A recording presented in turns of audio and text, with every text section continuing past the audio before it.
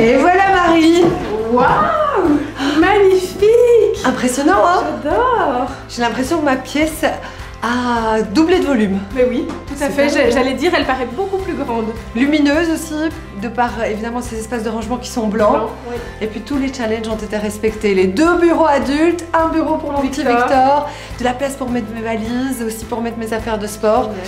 Bon, j'ai besoin de toi maintenant. Il n'y a plus qu'à organiser. Grâce au conseil d'une home organizer, on va apprendre les bonnes méthodes de rangement et cela combiné aux bonnes solutions de rangement, ça permet que chaque chose trouve facilement sa place. Ok, ici on a plein de tiroirs, je vois. Oui, à nouveau compartimenté. Magnifique. Extrêmement bien fait. Ça va être super pour organiser tes petites fournitures de bureau.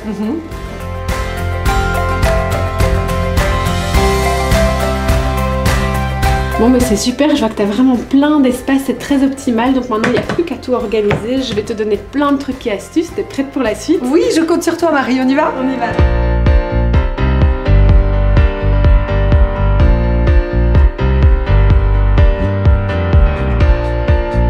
Ok Daniela, là on a toutes nos catégories, donc on va passer à la phase d'organisation et de rangement, t'es prête? Oui, il y a du boulot, c'est parti.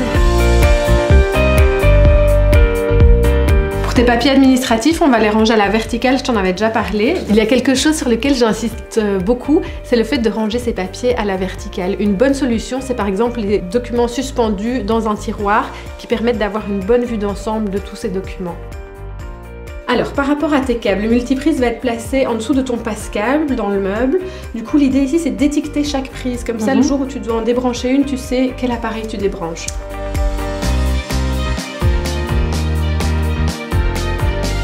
Il y a une autre astuce en home organizing, c'est la technique des 3 gestes. Donc ce que je conseille quand on fait du rangement dans son bureau, c'est d'adopter maximum 3 gestes pour ranger quelque chose. Donc le geste numéro 1, ça va être d'ouvrir le placard. Ensuite, après ça, il faut appliquer maximum 2 gestes pour pouvoir atteindre un objet. Alors pour les petits cahiers de Victor, je te propose qu'on les mette dans cette armoire-ci, comme ça c'est à sa hauteur et il peut les attraper facilement.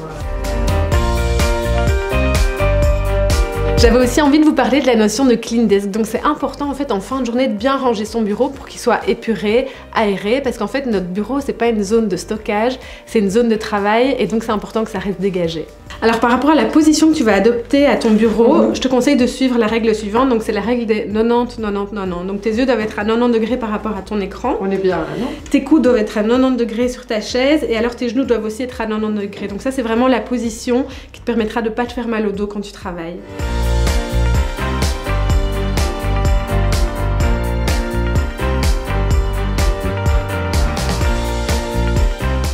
Waouh!